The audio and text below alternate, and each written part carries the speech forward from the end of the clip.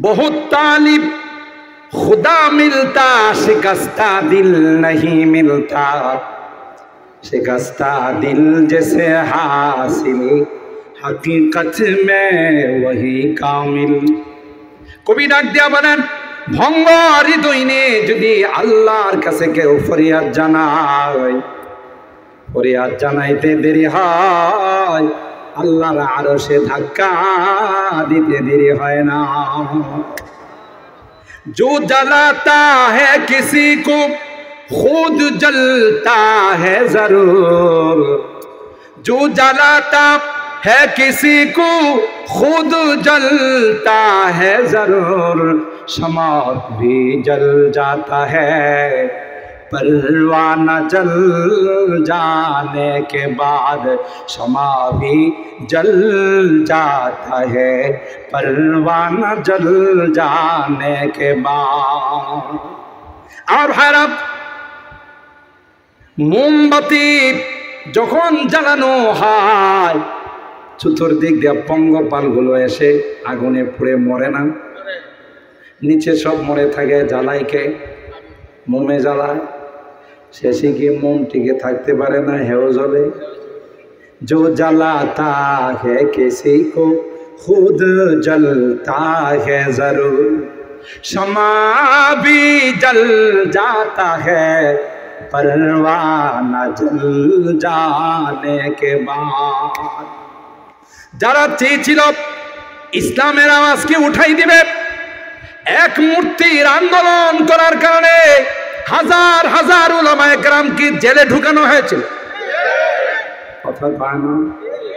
মাত্র একটা মূর্তি গ্রিক দেবীকে সরানোর জন্য আন্দোলন করেছিল। সেই জন্য দেশের রব্বানি হাক্কানি নায়েবে রাসূল উলামায়ে কেরামদেরকে জেলখানায় ঢুকাইছিল। আল্লাহ উলামায়ে কেরামদেরকে বলে, জেলখানায় যায় তাহাজ্জুদ পড়ো, দোয়া করো, এমন একদিন আসবে রে যেদিন বাংলাদেশে একটা মূর্তিও থাকবে না। ঠিক কিনা বলেন? যেহেতু আজকের এই মাহফিল এই এলাকার ঐতিহ্যবাহী মহিলা মাদ্রাসা খাদিজাতুল কুবরা রাদিয়াল্লাহু তাআলা আনহার উদ্যোগে, পাশাপাশি আপনারা দেখেছেন পাঁচজন হাফেজে কোরআনের মাথায় হজরতের বরকতি হাত সহ তাদের মাথায় তার সম্মানের পাগড়ি পরিয়ে দেওয়া হয়েছে, দস্তারে ফজিলত যাকে বলা হয়। আমি সেজন্য কোরআনুল করিমের প্রথমত সূরা আন-নূর এর 26 নম্বর আয়াতে কারিমা তেলাওয়াত করেছি, দ্বিতীয়ত সূরা আল হিজর এর 9 নম্বর আয়াতে কারিমা তেলাওয়াত করেছি। সরকারে দো আলম মাহবুবে কিবরিয়া সৈয়দুল কওনাইন সৈয়দুল সাকালাইন হযরতে মুহাম্মদুর রাসূলুল্লাহ সাল্লাল্লাহু তাআলা আলাইহি ওয়াসাল্লামের অসংখ্য হাদিস থেকে দুইখানা হাদিস পাঠ করেছি। প্রথম হাদিস নারীদের সম্পর্কে, দ্বিতীয় হাদিস কোরআনের হাফেজদের সম্পর্কে। যেই নামে এই মহিলা মাদ্রাসার নামকরণ করা হয়েছে আপনারা সবাই জানেন, অত্যন্ত বরকতি একটি নাম। তিনি ছিলেন আমাদের আম্মা জান হযরতে খাদিজাতুল কুবরা রাদিয়াল্লাহু তাআলা আনহা, আল্লাহর পয়গম্বরের সহধর্মী। এমন সময়ে তিনি আল্লাহর হাবিবের পাশে ছিলেন যে সময়ে কেউ ওনার পাশে নাই। আল্লাহর হাবিবের উপর যখন ওহী নাযিল, বুখারী শরীফের প্রথম অধ্যায় বাবু কাইফা কানা বাদুল ওয়াহী ইলা রাসূলিল্লাহি সাল্লাল্লাহু আলাইহি ওয়াসাল্লাম, ওখানে এই আলোচনা আসছে আল্লাহর হাবিব যখন গারে হেরা থেকে 5খানা আয়াত নিয়ে বাসায় আসলেন ফেরত, তো আল্লাহর হাবিবের কি হালত হয়েছিল তখন। এই বর্ণনা ইমামে বুখারী আলাইহির রহমা তার সহিহ বুখারীর প্রথম অধ্যায়ে এই আলোচনা করেছে। হযরতে জিবরাইল আমিন আল্লাহর হাবিবকে জড়ায়া ধরে সিনার সঙ্গে লাগায়া চাপ দিছে, ফাআখাযানি ফাগাত্তানি হাত্তা বালাগা মিন্নিল জুহুদ। আল্লাহর হাবিব বলতেছেন, আমাকে ধরছেন, ধরে চাপ দিছেন, আমার মনে হচ্ছিল জানটা বের হয়ে যাবে। সুবহানাল্লাহ। আমি আমার অনেক বয়ানে বলে থাকি, যিনি চাপ দিছেন তিনি হলেন সৈয়দুল মালায়েকা হযরত জিবরাইল আলাইহিস সালাম।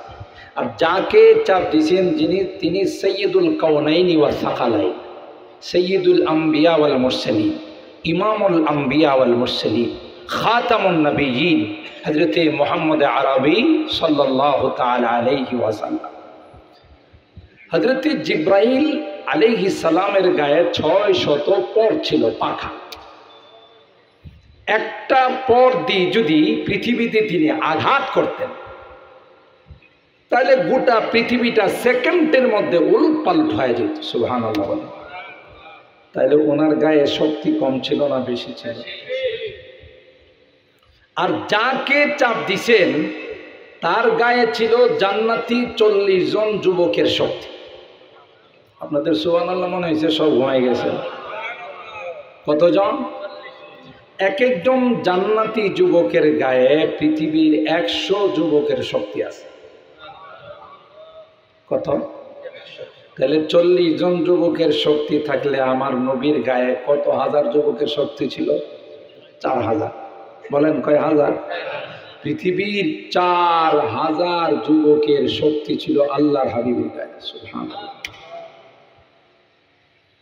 তারপরও দেখতে নারী চলন বাঁকা, যেগুলোর জন্মের মধ্যে কোথাও না কোথাও লিক আছে। লিক বুঝেন তো? তার জন্ম ঠিক নাই, রাস্তাঘাটে হয়েছে, হয়তো বা পতিতালয় হয়েছে। এগুলো আমার নবীর কোনো কিছু দোষ খুঁজে পায় না, কোনো ভুল ত্রুটি খুঁজে পায় না। একটা পাইছে যে একটা মানুষে কতটা বউ লাগে। আরো জোরে কম। আমাদের আম্মা জানদের সংখ্যা ছিল টোটাল 11, একসঙ্গে ছিলেন 9 জন। মনে থাকবো তো? একসঙ্গে 9 জন ছিলেন। তাও আম্মা জানদের যে সংখ্যাটা, এটাও বিভিন্ন প্রেক্ষাপটে, বিভিন্ন সময়ে, বিভিন্ন অবস্থার পরিপ্রেক্ষিতে আম্মা জানদেরকে আল্লাহর হাবিব বিয়ে করছে।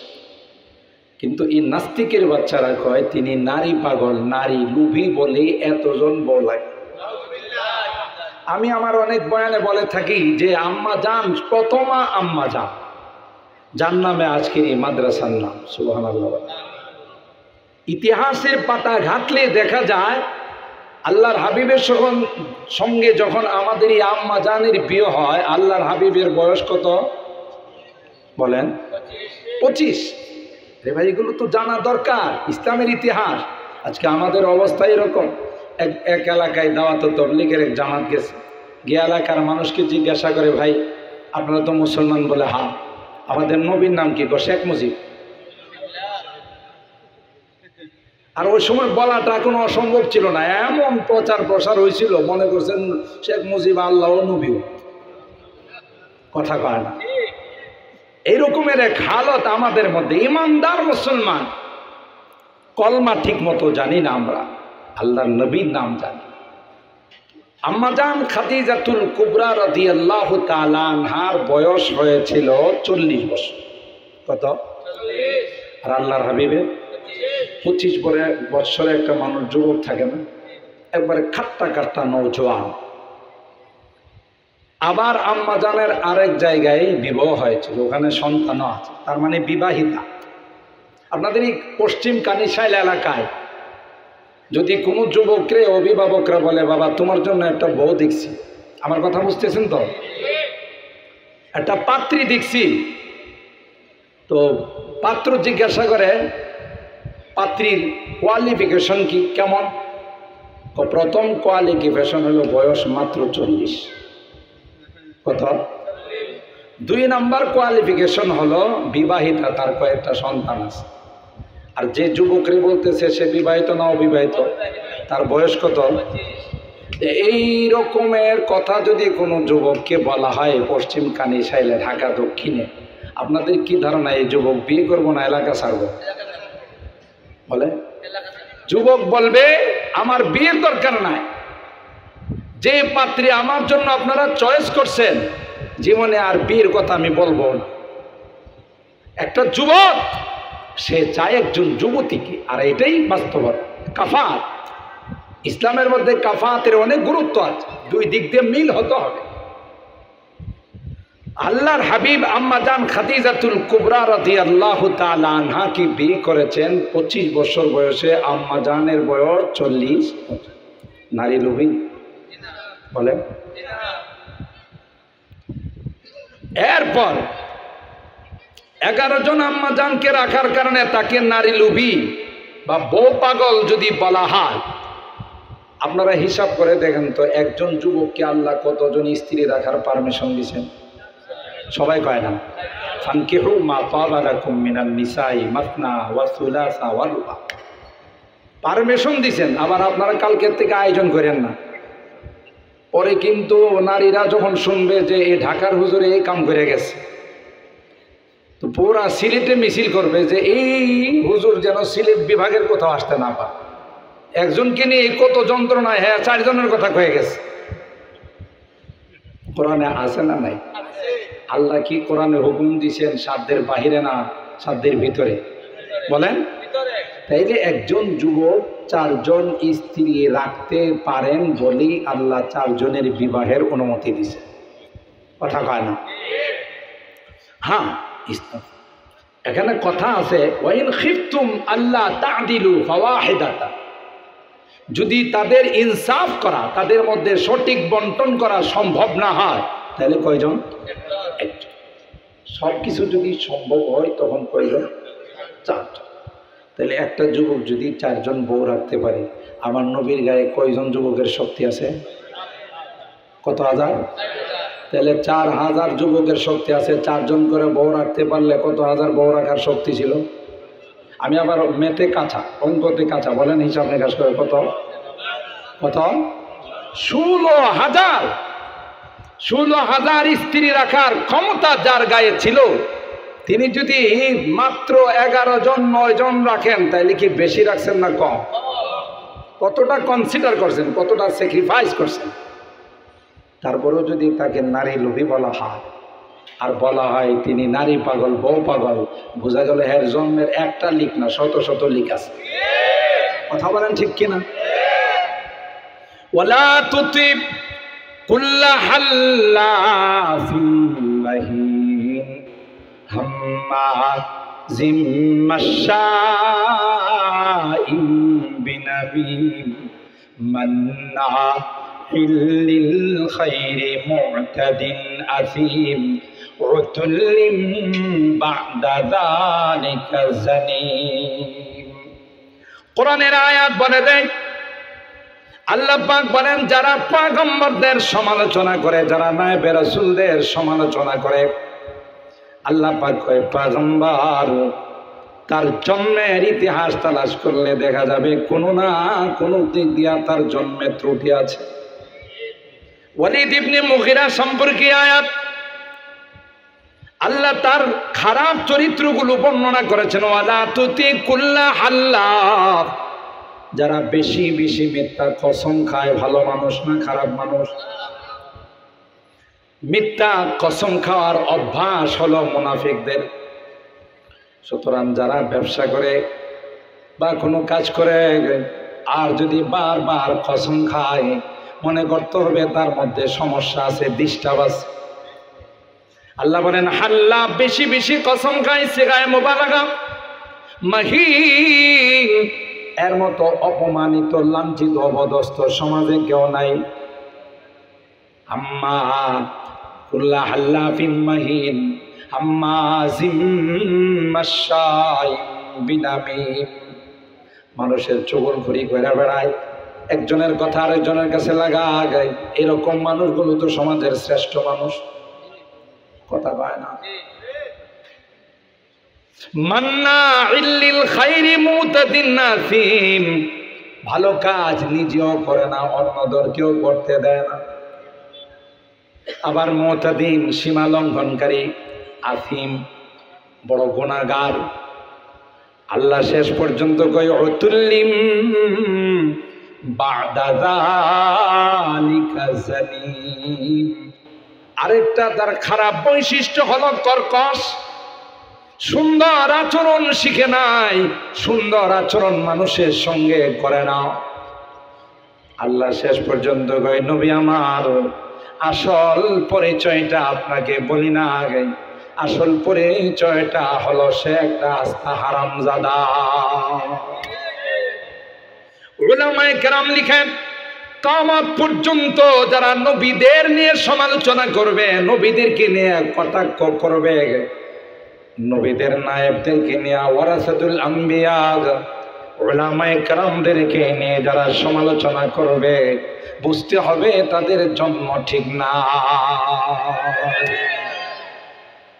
আর ভাইরা, এত শক্তিওয়ালা একটা মানুষ, মনে আছে না ভুলে গেছেন? হযরত জিবরাইল আমিন একবার, দুইবার, তিনবার বুকে চাপ দিয়েছেন। চাপ দিয়ে বললেন, ইকরা বিসমি রাব্বিকাল্লাযী খালাক, খালাকাল ইনসানা মিন আলাক, ইকরা ওয়া রাব্বুকাল আকরামুল্লাযী আল্লামা বিল কলাম, আল্লামাল ইনসানা মা লাম ইয়ালাম। আল্লাহু আকবার বলে পাঁচখানা আয়াত নিয়ে আল্লাহ নবী বাড়িতে আসতে তারজুফু ফুআদুহু, দিলটা থর থর করে কাঁপতেছিল, জ্বর আইসা গেছে। সুবহানাল্লাহ। ওই নির্জন এলাকায় পাহাড়ের চূড়ার উপর হেরা গুহায় কাকে দেখলাম, জীবনে কোনোদিন তার সঙ্গে দেখা হয় নাই। কে গো তিনি এত জোরে চাপ দিলেন? কিন্তু এই বিষয়টা কার সঙ্গে শেয়ার করবে? মা তো দুনিয়াতে নাই, বাবাও তো দুনিয়াতে নাই। আল্লাহর হিকমত হলো তার হাবিবকে এককভাবে কারো জিম্মাদারিতে দিবেন না। তাই মার পেটে থাকা অবস্থায় বাবার বিদায়, বয়স যখন 6 বছর তখন মার বিদায়, এরপরে ছিলেন দাদা খাজা আব্দুল মুত্তালিব, তার বিদায়, এরপরে খাজা আবু তালেব চাচা, তারও বিদায়। আল্লাহ পাক বলেন, পৃথিবীর মানুষেরা বাবা যদি এককভাবে আমার হাবিবকে লালন পালন করত, তাইলে বাবা বলতো ছোটকালে আমার পোলাকে আমি লালন পালন কইরা বড় করছি। মা যদি লালন পালন করত, মা দাবি করত আমি আমার মুহাম্মদকে লালন পালন করে বড় করছি। কিন্তু না, কাহারও মাধ্যমে আমি লালন পালন করাবো না, স্বয়ং আমি আল্লাহ আমার হাবিবের জিম্মাদার। এই জন্য আল্লাহর হাবিব বলেন, আল্লামানি রব্বি ফাআহসানা তালিমি ওয়া আদাবানি রব্বি ফাআহসানা তাদিবি। না রে না, আমাকে কেউ লালন পালন করেন নাই, স্বয়ং আসমানের মালিক আল্লাহ আমাকে লালন পালন করেছে। আমার ভাইরা, ওই আল্লাহর হাবিবের সহধর্মিনী আম্মাজান খাদিজাতুল কুবরা রাদিয়াল্লাহু তাআলা আনহা ছাড়া ঘরের মধ্যে আর কেউ নাই যার সঙ্গে তিনি তার মনের দুঃখটা শেয়ার করতেন। আম্মাজান খাদিজাতুল কুবরা রাদিয়াল্লাহু তাআলা আনহার কাছে এসে কই, খাদিজা জাম্মিলুনি জাম্মিলুনি, এ খাদিজা গায়ে এত পরিমাণ তাপ আসছে, জ্বর আসছে, আমি কোনোভাবে আর পারতেছি না, খাদিজা কম্বল দিয়ে আমাকে জড়ায় ধরো। লাকাদ খাশিতু আলা নাফসি, এ খাদিজা এমন চাপ দিয়েছে, এমন ভয় পেয়েছি খাদিজা, আমার মনে হয় আমি বাঁচবো না। লাকাদ খাশিতু আলা নাফসি। কষ্ট পাইছেন না পাইছেন? কোন জায়গায় যেখানে কোনো মানুষ না, জাবালে নূর 2500 ফিট উপরে জমিন থেকে হজ উমরা করতে গেলে যারা উপরে ওঠে, নিচের থেকে মনে হয় কবুতর গুলো হাঁটতেছে, ঠিক কিনা বলেন? আবার ওখান থেকে নিচে নামতে হয়, নিচে নামার পর ছোট্ট একটি গুহা, যে গুহাতে একটা মানুষ তাশাহুদের শুরুতে বসা ছাড়া কোনো জায়গা নাই। আমার ভাইরা, আম্মা জান তখন কি জবাব দিয়েছেন? আম্মা জান বলেন, কাল্লা ওয়াল্লাহ মা ইউখজিকাল্লাহু আবাদা। আল্লাহু আকবার বলেন। ওগো আল্লাহর হাবিব, না না, আল্লাহর কসম করে যদি আমি বলি রে আল্লাহর হাবিব, আপনার মতো মহামানবকে কোনদিন আল্লাহ পাক অপমান করবেন না। আমি আমার অনেক বয়ানে বলে থাকি, স্বামী স্ত্রীর সম্পর্ক এরকম হওয়া দরকার। এজন্য কোরআনে আল্লাহ বলেন, ওয়ামিন আয়াতিহি আন খালাকা লাকুম মিন আনফুসিকুম আজওয়াজা লিতাসকুনু ইলাইহা ওয়া জাআলা বাইনাকুম মাওয়াদ্দাতাও ওয়া রাহমা ইন্না ফী যালিকা লাআয়াতিন লিকাওমিন ইয়াতাফাক্কারুন। সুবহানাল্লাহ। আল্লাহ বলেন, আমার কুদরতি নিদর্শনের অন্যতম নিদর্শন, তোমাদের স্ত্রীগণকে, তোমাদের পত্নীগণকে আমি আল্লাহ তোমাদের থেকে বানাইছি। সুবহানাল্লাহ বলেন।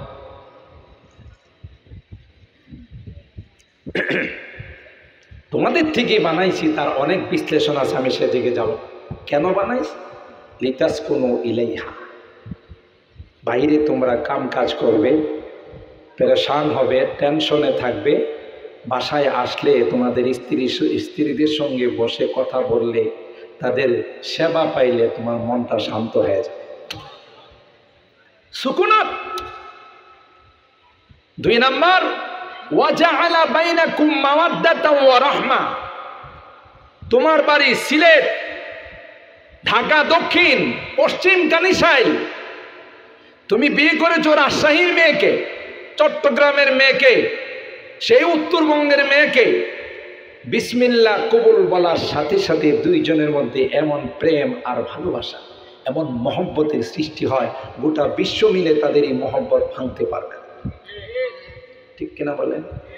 এই মহব্বত কে জোড়াইছেন? জোরে বলে, ওয়া জাআলা বাইনাকুম মাওয়াদ্দাতাও ওয়া রাহমা। তাইলে এই বুখারী শরীফের এই হাদিস দ্বারা বোঝা যায়, স্বামীরা বাহিরে কাজ করবে, জব করবে, বা কোনো দুর্ঘটনা ঘটে গেলে স্ত্রীদের কাছে শেয়ার করবে, আর স্ত্রীদের কাজ হলো তাদেরকে সান্ত্বনা দাও। কথা কয় না? বর্তমান ম্যাডামরা কি এই সাইজের? কথা কয় না, অনেকে আছে, না হলে পর্দার আড়ালে যারা আছে এই যে আবার শুরু করছে আমাদের বিরুদ্ধে। বর্তমান অধিকাংশ ম্যাডামরা এই সাইজের না। আম্মা জান খাদিজাতুল কুবরার বৈশিষ্ট্য তাদের মধ্যে নাই। কথা বলেন ঠিক কিনা? বিপদে পড়ে বাসায় শেয়ার করলে সান্ত্বনা দিবে দূরের কথা, কাটা গায়ে লবণ ছিটায়।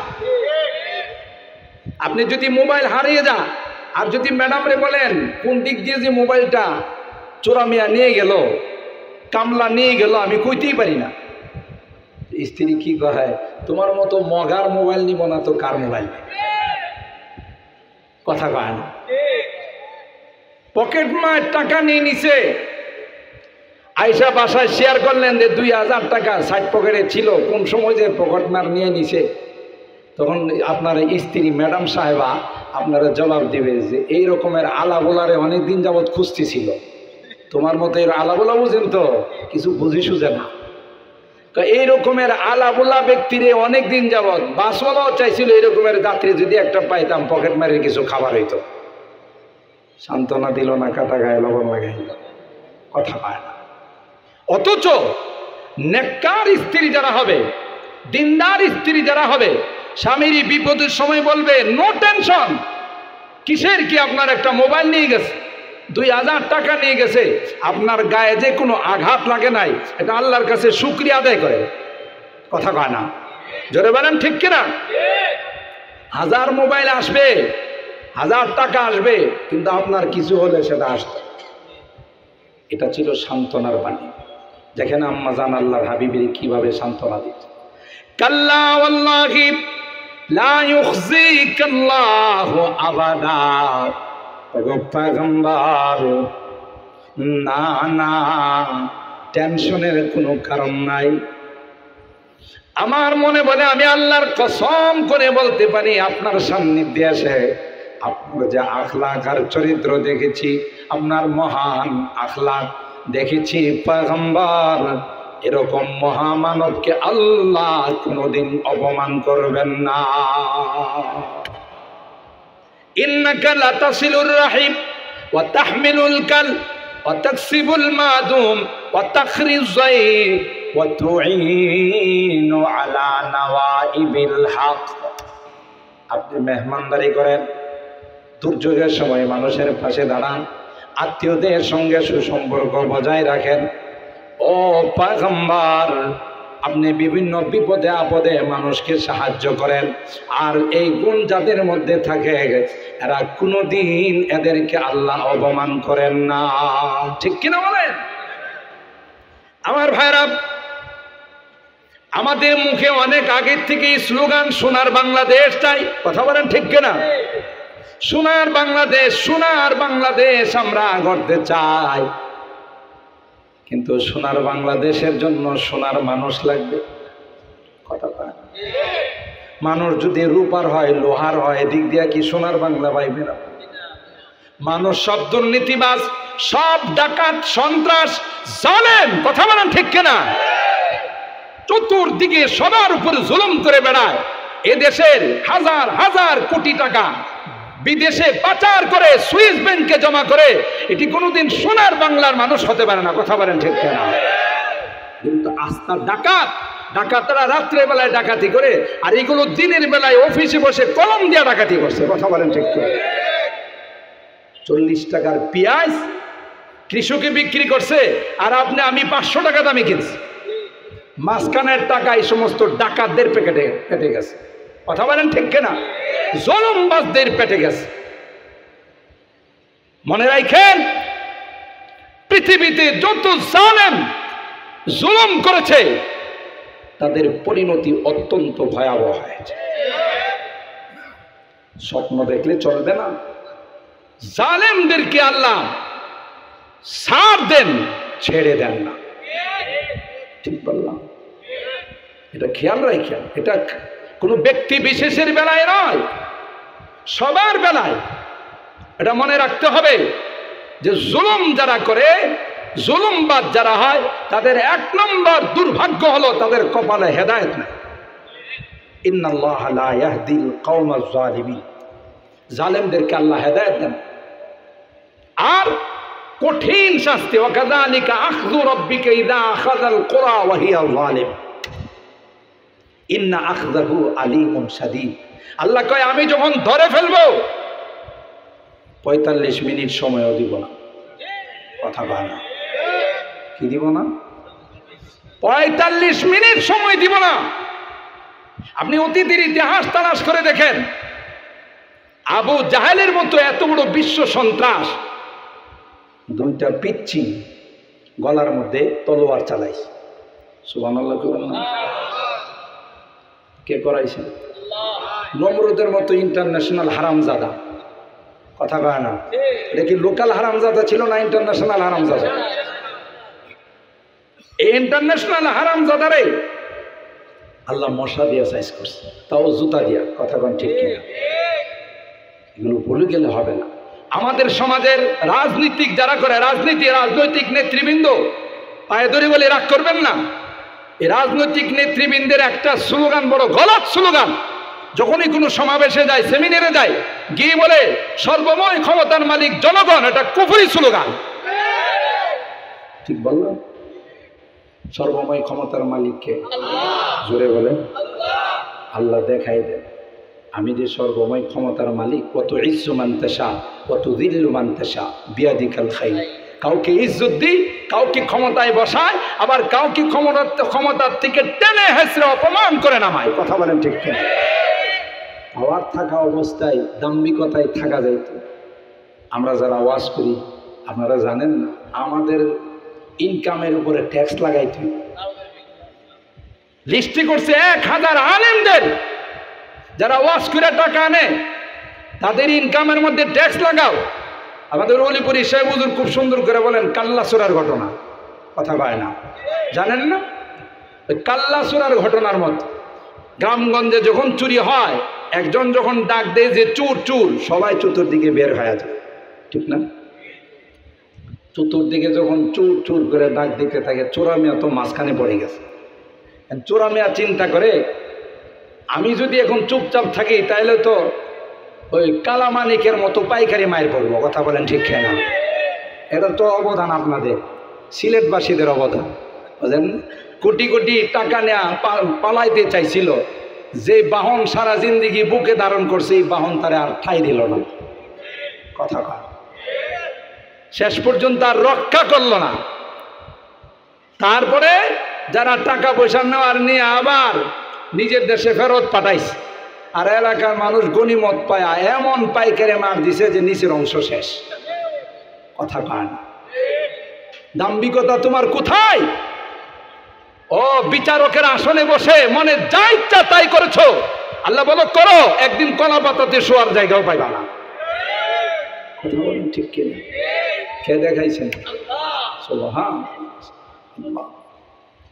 তো এগুলো বুঝতে হবে, জালেমদের কোনো ঠিকানা নাই। যত বড় পাওয়ারফুল ব্যক্তি হোক, জালেম পাকড়াও এমন ভাবে হবে কিছুই নিয়ে যাওয়ার সুযোগ পাবে না, কথা ঠিক না বেটি? বহুত তালিব खुदा मिलता शिकस्ता दिल नहीं मिलता, शिकस्ता दिल जैसे हासिल हकीकत में वही कामिल। কবি ডাক দিয়া বলেন, ভঙ্গ হৃদয় নিয়ে যদি আল্লাহর কাছে কেউ ফরিয়াদ জানায়, ফরিয়াদ জানাইতে দেরি হয়, আল্লাহর আরশে ধাক্কা দিতে দেরি হয় না। जो जलाता है किसी को खुद जलता है जरूर, जो जलाता है किसी को खुद जलता है जरूर, शमा भी जल जाता है परवाना जल जाने के बाद, शमा भी जल जाता है परवाना जल जाने के बाद। আর ভাইরা, মোমবাতি যখন জ্বালানো হয়, চতুর্দিক দিয়ে পঙ্গপালগুলো এসে আগুনে পুড়ে মরে না, নিচে সব মরে থাকে, জ্বালায় কে? মোমে জ্বালায়। শেষে গিয়ে মোম টিকে থাকতে পারে না, হেও জ্বলে। जो जलाता है किसी को खुद जलता है जरूर, शमा भी जल जाता है परवाना जल जाने के बाद। যারা চেয়েছিল ইসলামের আওয়াজকে উঠাই দিবে, এক মূর্তির আন্দোলন করার কারণে হাজার হাজার উলামায়ে কেরামকে জেলে ঢুকানো হয়েছিল, কথা কয় না? মাত্র একটা মূর্তি গ্রিক দেবীকে সরানোর জন্য আন্দোলন করেছিল, সেজন্য দেশের রব্বানি হাক্কানি নায়েবে রাসূল উলামায়ে কেরামদেরকে জেলখানায় ঢুকাইছিল। আল্লাহ উলামায়ে কেরামদেরকে বলে, জেলখানায় যায় তাহাজ্জুদ পড়ো, দোয়া করো, এমন একদিন আসবে রে যেদিন বাংলাদেশে একটা মূর্তিও থাকবে না, ঠিক কিনা বলেন? দেখছেন খোদাই কারবার, একদিনের মধ্যে সব মূর্তি চুরমার, কথা বলেন? কার ফাইসালা? शमा में हिम्मत कहा जो तेरी परवानों में है, शमा में हिम्मत कहा जो तेरे परवानों में है, लुत्फ जीने में नहीं जल जल के मर जाने में है, लुत्फ जीने में नहीं जल जल के मर जाने में। सुभान अल्लाह। সবরের পরীক্ষা নেন, ওলামায়ে কেরাম মাহফিল করে দিনের কথা কয়, ওলামায়ে কেরামের ইনকামের মধ্যে ট্যাক্স বসাইতে হবে। আসল কাহিনী ছিল ওই কাল্লা চোরার ঘটনা, কথা বলেন ঠিক কিনা? যখন দেখলো চতুর্দিক দিয়া চুরাচুর চুরচুর বলা শুরু করলো, চোরা মিয়ার আওয়াজ তাদের চেয়ে আরো বাড়াই দিল। কারণ যদি আমি কোনো আওয়াজ না করি তাহলে তো আমাকে সবাই ধরে ফেলবে। ঠিক যারা ইনকাম ট্যাক্স বসাইতে চেয়েছিল, আলেম ওলামাদের বিরুদ্ধে বিভিন্ন প্রভাকাণ্ডে অপপ্রচারে লিপ্ত হয়েছিল,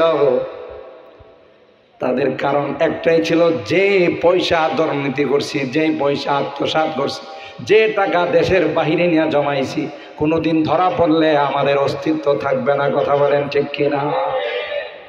আলেম ওলামাদের বিরুদ্ধে বিশুদ্ধগা, যেখানে মহিলা মাদ্রাসা, যেখানে পুরুষ মাদ্রাসা, এই কওমি মাদ্রাসাগুলো, দিনের প্রতিষ্ঠানগুলোর বিরুদ্ধে তাদের ছিল চুলকানি। কথা কয় না, কি কইছে জানি? কই বাপরি বাপ, এই মাদ্রাসাগুলো ব্যাঙ্গের সাঁতার মতো গজাইতেছে, বলে না এই কথা?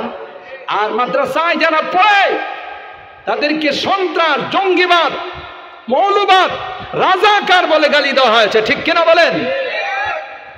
আবার মাঝে মধ্যে বলছে তোমারে প্যারে পাকিস্তান মে চলে যাও। কথা কয় না?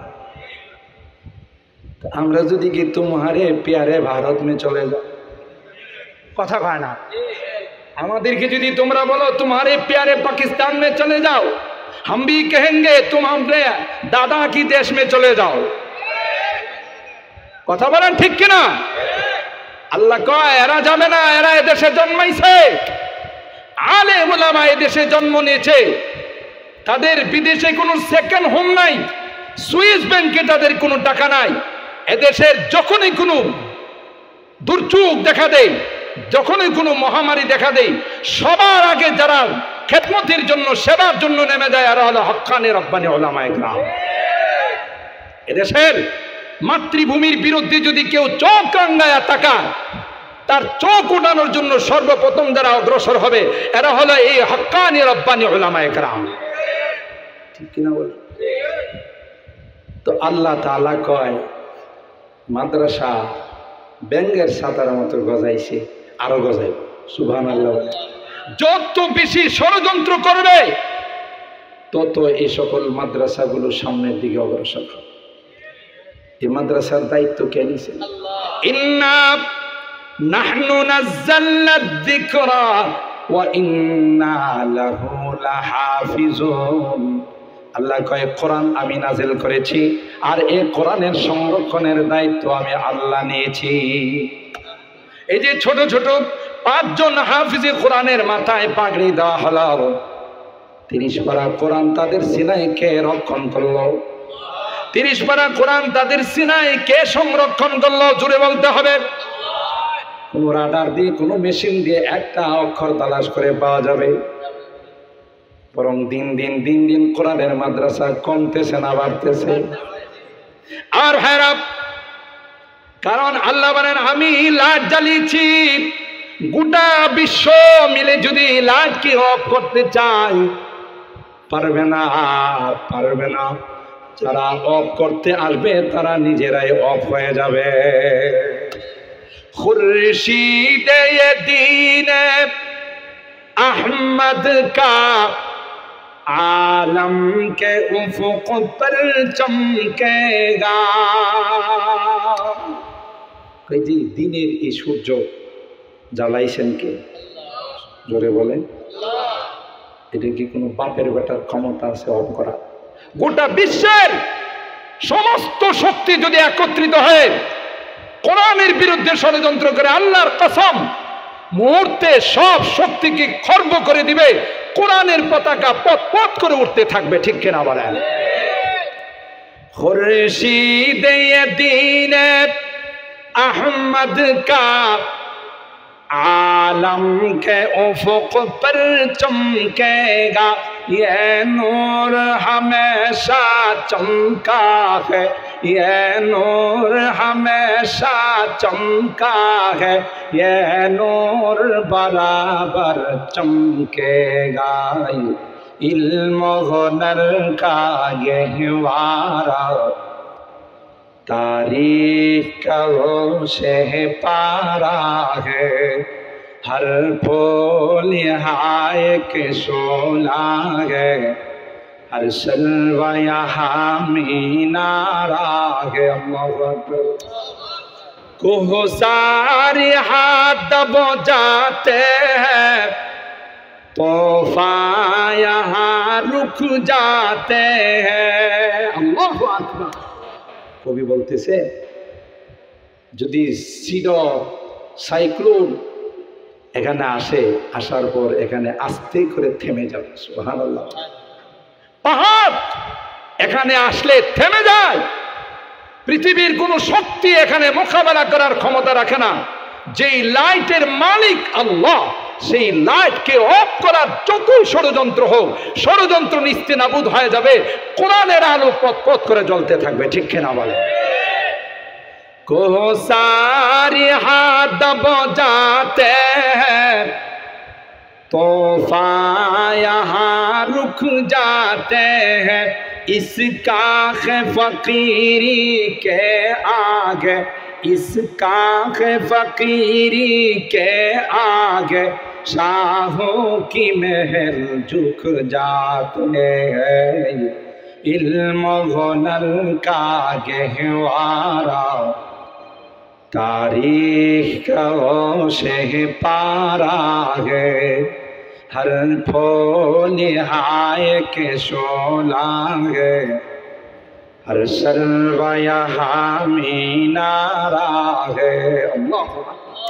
শেষ কথা, যে কথা দিয়ে আমি শুরু করেছিলাম, যে সোনার বাংলার জন্য সোনার মানুষ। ঠিক কিনা? মনে আছে তো? আর সোনার মানুষ কোন বাজারে পাওয়া যায়, কোন ফ্যাক্টরিতে পাওয়া যায়? সোনার মানুষের জন্য সোনার মার দরকার। কথা বলেন ঠিক কিনা? একটা মা যদি নেককার হয়ে যায়, একটা মা যদি দিনদার হয়ে যায়, তার ভিতর থেকে যে সন্তান আসবে, এটা কোনোদিন সন্ত্রাস হতে পারে না, দুর্নীতিবাজ হতে পারে না, লুটেরা হতে পারে না, এটা কোনোদিন ওই রকমের খুনি আর গুমি হতে পারে না। কথা বলেন ঠিক কিনা? নিঃসন্দেহে নেককার মা থেকে যে সন্তান বাড়ি হবে, সন্তানও কি হবে? নেককার হবে। যেই মা পেটে সন্তান থাকা অবস্থায় নামাজ পড়ে, রোজা রাখে, পর্দা মেনটেন করে, যেমন খাদিজাতুল কুবরা রাদিয়াল্লাহু তাআলা আনহা মহিলা মাদ্রাসায় বালেগা হওয়ার আগের থেকে বোরকার ভিতরে পৌঁছাই দেওয়া হয়। ঠিক কিনা বলেন? এরা পর্দা মেনটেন করে, নেককার হয়, দিনদার হয়।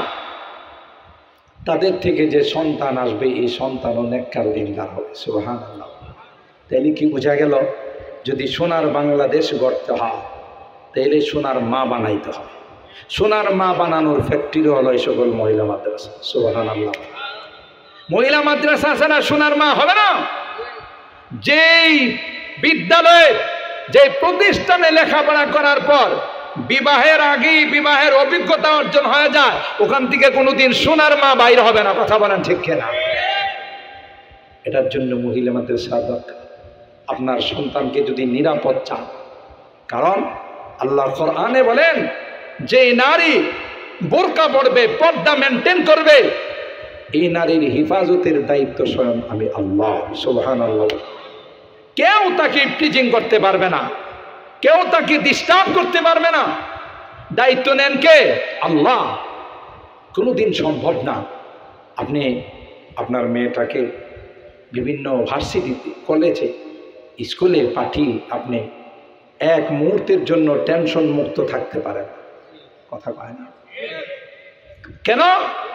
যে না জানি কোন দুর্ঘটনা ঘটে যায়। আল্লাহ কয় টেনশন মুক্ত থাকার একটা পদ্ধতি কোরআনে আমি শিখাই দিলাম। ইয়া আইয়ুহান নাবিয়্যু কুল লিআজওয়াজিকা ওয়া বানাতিকা ওয়া নিসাইল মুমিনিন ইউদনিনা আলাইহিন্না মিন জালাবিবিহিন। ও নবী, আপনার পত্নীগণকে, মুসলমানদের বাচ্চাদেরকে, মহিলা বাচ্চাদেরকে আপনি বলে দেন, বিশেষ কোনো প্রয়োজনে, ইমার্জেন্সি কারণে যদি তারা বাহিরে যায় আর বোরকা পরে যদি যায়, ঘরে আসা পর্যন্ত তার নিরাপত্তার দায়িত্ব আমি আল্লাহ। জোরে বলেন। তাহলে নিরাপত্তার ব্যবস্থাপনা কে দিছে?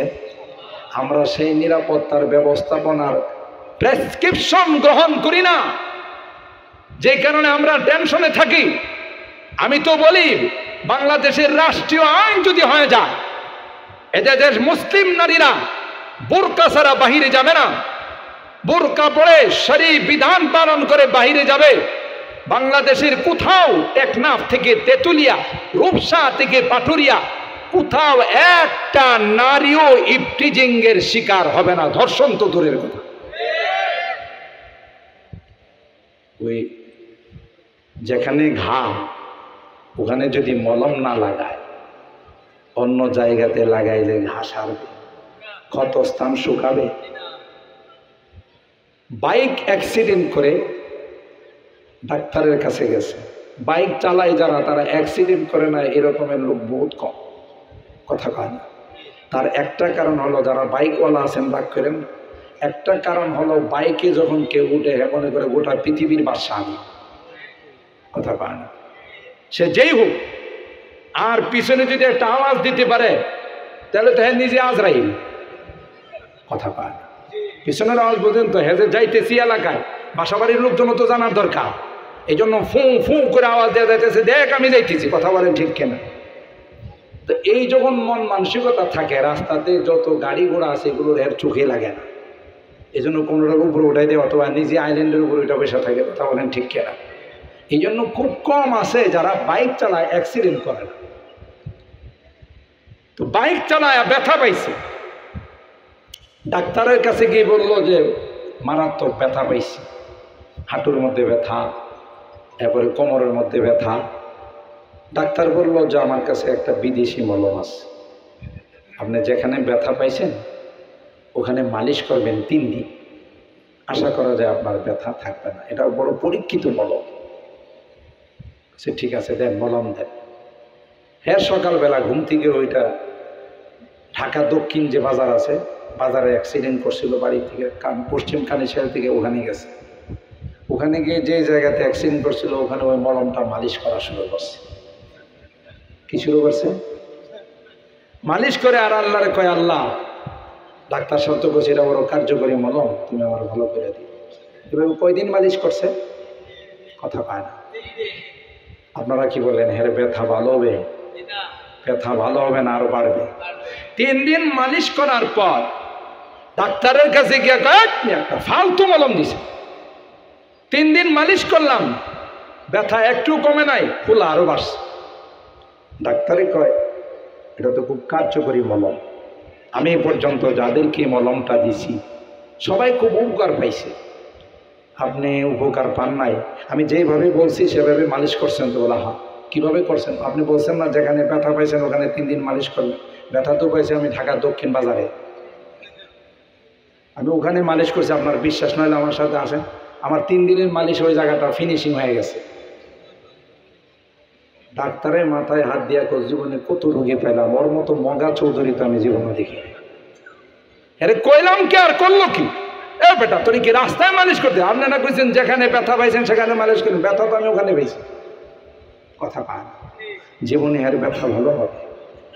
তো কোরআনে আল্লাহ আমাদেরকে প্রেসক্রিপশন দিয়েছেন যে তোমার মেয়েটাকে, তোমার স্ত্রীকে তুমি বোরকা পরায় বাহিরে যদি বাহির করো, তাকে ঘরে পৌঁছানোর দায়িত্ব আমি আল্লাহ।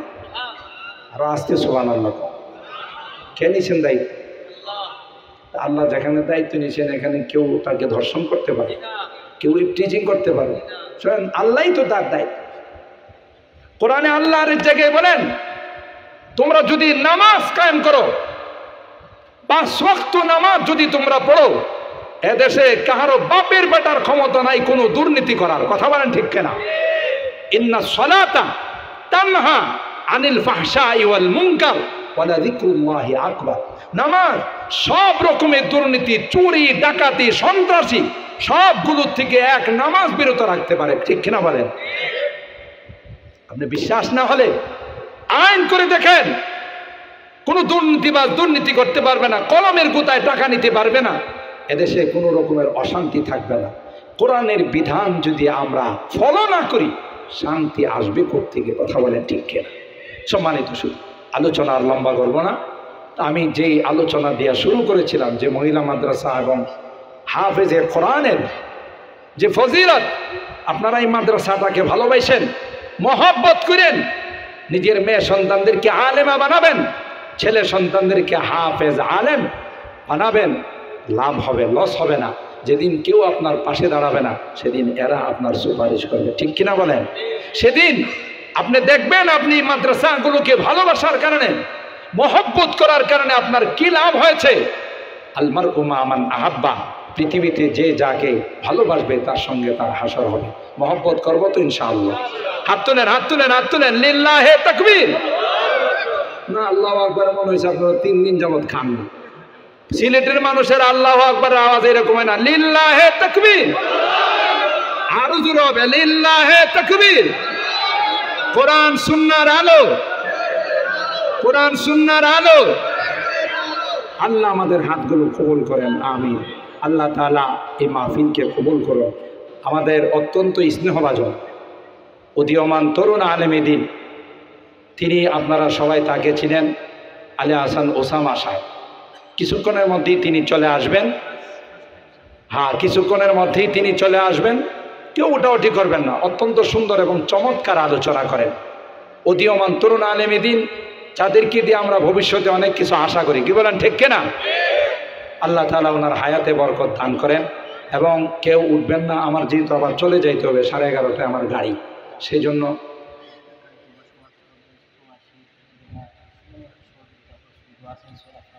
হ্যাঁ, সকলের জন্য দোয়া করি।